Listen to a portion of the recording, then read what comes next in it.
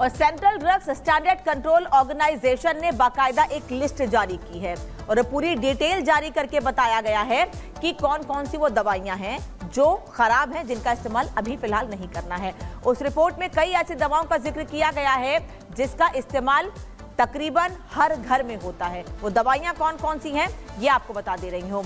इनमें कई दवाइयां हैं जिनके नाम इसमें शामिल हैं। पेन-डी जो कि नॉर्मली गैस के लिए इस्तेमाल की जाती है। पैरासीटामोल समेत 53 दवाइयां हैं जो क्वालिटी टेस्ट में फेल हुई हैं। इसमें विटामिन, शुगर, ब्लड प्रेशर, इसके अलावा एंटीबायोटिक्स दवाएं भी शामिल हैं जो नॉर्मल फीवर में भी हम आप खाते हैं और घर में हमेशा अवेलेबल होती हैं। सीडीएसईओ ने 48 दवाओं की सूची भी जारी कर दी है। 5 दवाइयों से कंपनियों ने पल्ला झाड़ लिया है। कंपनियों का यह कहना है कि उनके नाम पर नकली दवाइयां बनाई जा रही थी और 5 एफडीसी यानी फिक्स डोज कॉम्बिनेशन ड्रग्स दवाओं पर भी फिलहाल रोक लगा दी गई है।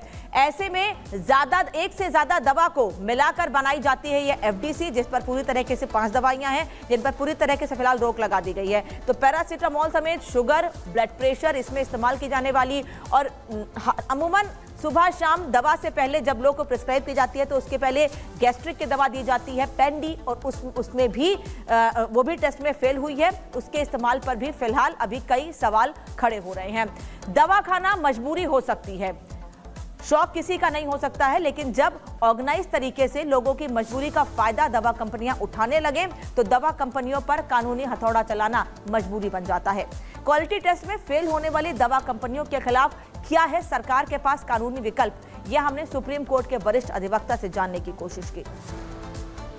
कानूनों की बात करें तो कानून हमारा बहुत पुराना है और उसमें टेस्टिफाई करने के लिए जो रिक्विजिट मटेरियल होगा, जिस तरीके से हमें जगह जगह ज़रूरत होगी कि असली और नकली की पहचान कर सकें, डिस्ट्रीब्यूटिंग एजेंसीज़ के जो चेक एंड बैलेंस होना चाहिए वो नाकाफ़ी है। तो इसकी वजह से जो गुणवत्ता में मेडिसिन नहीं है ये नहीं क्लियर हो रहा है कि वो सही तरीके से बनी या फेक इंडस्ट्री से बनी है। अब दूसरा ये है कि जो उस मेडिसिन को खा रहा है और उसको जो है जिसको लाभ नहीं मिल रहा है उस मेडिसिन को खाने से, तो वो भी वहाँ पर उनके खिलाफ एक्शन ले सकता है। लेकिन ये सब टेस्ट करने का, प्रूफ करने का बड़ा लंबा प्रोसीजर है। अब सवाल यह है कि अगर मान लीजिए हमारा जो नियामक आयोग है, हमारी जो एजेंसी है, वो एजेंसी उन मेडिसिन बनाने वाली, फेक मेडिसिन बनाने वाली कंपनियों के ऊपर कार्रवाई, उनको बैन करेगी, उनके ऊपर सुसंगत धाराओं में एफआईआर दर्ज करेगी। और भारत को दुनिया का सस्ता दवाखाना कहा जाता है। ऐसे में भारत की दवा कंपनियों पर सवाल उठता है तो खतरा भी बढ़ जाता है। कितना दबदबा है भारत का फार्मा फील्ड में, ये आपको ग्राफिक्स के जरिए समझाते हैं। दरअसल भारत में 3000 दवा कंपनियां हैं जो बड़ी संख्या में बड़े स्तर पर दवा बनाती हैं। देश में लगभग 11000 दवा की फैक्ट्रियां हैं, अलग अलग जिलों में लगाई गई हैं। दुनिया के 20% जेनेरिक दवा की आपूर्ति भारत से ही होती है। अमेरिका से लेकर ब्रिटेन तक भारत की दवाइयों की मांग है और देश में करीब $60 अरब का फार्मा सेक्टर है जो भारत के अलावा दुनिया भर के अलग अलग देशों में दवा सप्लाई करता है। कई ऐसी मुश्किल घड़ी आई हैं जब भारत ने दूसरे देशों की मदद भी की है दवाओं के मामले में, फिर चाहे कोविड का मामला हो या दूसरी महामारी हो। और ऐसे में जब भारत की दवाइयों के सैंपल भारत में ही फेल हो जाते हैं तो सवाल भी उठते हैं, क्योंकि भारत, ब्रिटेन, अमेरिका में इन सभी जगहों पर हमारी दवाइयों का इस्तेमाल होता है। सीडीएसईओ की क्वालिटी टेस्ट में 53 में से 48 दवाएं फेल हो गई हैं। ऐसी दवा कंपनियों के खिलाफ क्या कानून है ये भी जान लेते हैं। हमारा जो नियामक आयोग है मेडिसिन को आइडेंटिफाई करने की, सही मेडिसिन और स्ट्रिक्टर पनिशमेंट, अभी हमारा बहुत पुराना कानून है। उस कानून में जो सजा उस हिसाब से, आज हम एडवांसमेंट 2024 के एरा में आ गए हैं, तो आज के हिसाब से कानून बने, टेस्टिंग एजेंसीज बने, जगह जगह उसकी टेस्टिंग हो और सही और गलत के बीच में जो है भेद हो सके। दूसरा, जो इंडस्ट्री जिस तरह के मेडिसिन बनाती है उनके ऊपर भी ऐसा एक्शन हो कि वो जो है डरे, क्योंकि अभी क्या है, पेनल्टी है, पेनल्टी को तो उनको बैन कर दिया जाएगा और ज़्यादा से ज़्यादा जो जो मेडिसिन खा रहा है वो उसके ऊपर कॉम्पनसेशन क्लेम करेगा। लेकिन कॉम्पनसेशन क्लेम करने में तो हेल्थ पे जो एडवर्स इम्पैक्ट हुआ मेडिकल नेग्लिजेंस का, वो तो बड़ा मुश्किल है उसको रिकवर कर पाना। इसलिए ज़रूरी है भारत सरकार कानून लेकर के आए और अभी का जो कानून है उसके तहत जो लोग पकड़े जा रहे हैं उनके खिलाफ कार्रवाई हो और आगे आने वाले दिनों में ऐसी बातों से, ऐसी फेक मेडिसिन से बचा जा सके। आम जनता के हित में जो है ऐसा लेना, फैसला लेना ज़रूरी है। तो ऐसी दवाइयों से बचा जा सके, इसके उपाय क्या है? आखिर ये पता कैसे चलेगा कि वो कौन कौन सी दवाएं हैं, या कैसे पता चलेगा कि जो दवा हम खा रहे हैं उसमें किसी तरह की कोई मिलावट नहीं है? क्योंकि जब इनके सैंपल लिए जाते हैं, इनकी जांच की जाती है कुछ कुछ महीनों पे, तब इनकी जानकारी मिल पाती है।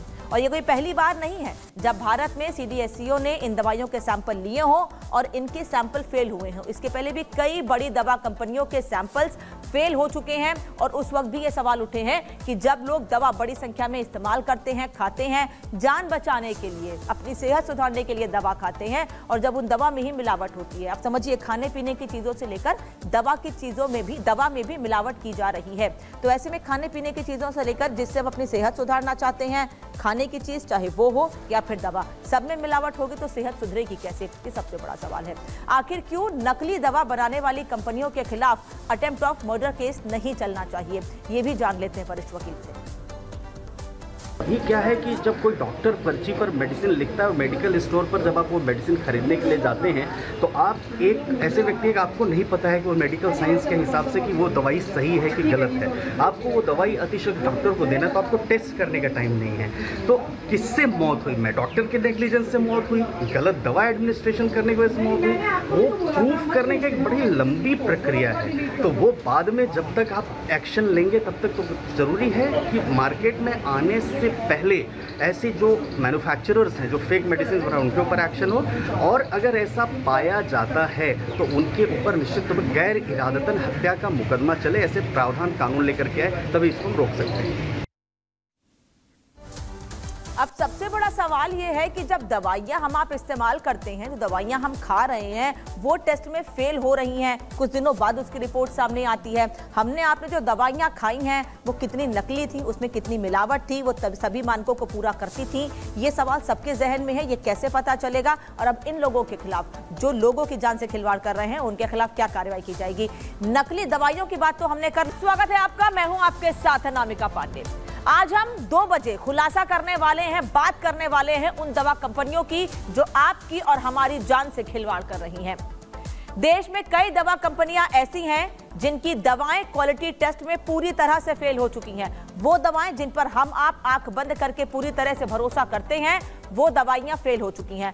48 कंपनियों की दवाएं क्वालिटी में फेल हो गई हैं। और अब ये सवाल उठ रहा है कि हम आप जो आंख बंद करके दवा खा लेते हैं, दवा डॉक्टर प्रिस्क्राइब करते हैं, आप और हम दवा खाते हैं इस उम्मीद से कि हमारी आपकी सेहत अच्छी हो जाएगी, लेकिन सेहत अच्छी तो छोड़िए, ये हमारी सेहत से खुलेआम खिलवाड़ कर रहे हैं। ये कौन दवा कंपनियां हैं जो लगातार लोगों की सेहत से खिलवाड़ कर रही हैं? आखिर क्यों इन पर कार्रवाई नहीं की जा रही है, या आने वाले समय में इन पर कार्रवाई कब होगी? ये सबसे बड़ा सवाल है।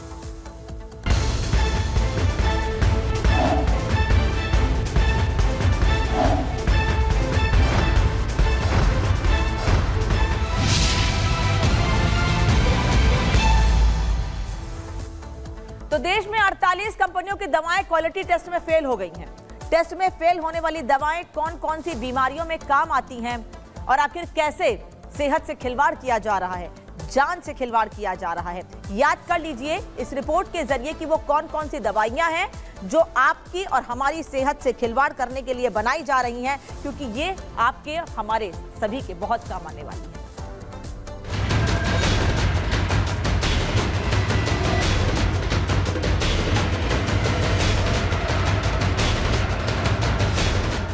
भागदौड़ भरी जिंदगी और खराब लाइफस्टाइल ने आज के दौर में इंसान को बीमार बना दिया है। स्वस्थ रहना सपना बनता जा रहा है। खासकर ब्लड प्रेशर, डायबिटीज और किडनी लीवर से संबंधित बीमारियों के मरीज की संख्या तो अब डराने लगी है, जबकि इस सब के बीच मौसमी बदलाव से होने वाली बीमारियां तो आम हैं। ऐसे में ज्यादातर लोग अपने घरों में दवाओं को स्टॉक करके रखते हैं।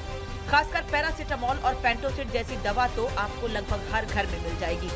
लेकिन आप पर क्या गुजरेगी जब आपको पता चलेगा कि बीमारी ठीक करने के लिए आप जो दवाएं खा रहे हैं वो नकली हैं? आप इस बारे में सोचना भी नहीं चाहते होंगे, लेकिन आप जानकर हैरान हो जाएंगे कि इस वक्त देश में अलग अलग बीमारियों की बेचे जाने वाली 53 दवाएं टेस्ट में फेल हो गई हैं, जिसमें हर घर में इस्तेमाल होने वाली पैरासीटामोल और पेंटोसिड भी शामिल है। नकली दवा का जाल। टेस्ट में फेल हुई 48 दवाएं। फेल होने वाली दवाओं में ज्यादातर लाइफ सेविंग दवा, शुगर, ब्लड प्रेशर, एंटीबायोटिक्स की दवाएं भी शामिल। दरअसल देश की सबसे बड़ी drug regulatory body central drugs standard control organisation यानी CDSCO ने हाल ही में देश में 53 लाइफ सेविंग ड्रग्स की जांच के लिए सैंपल लिए थे, जिसमें देश की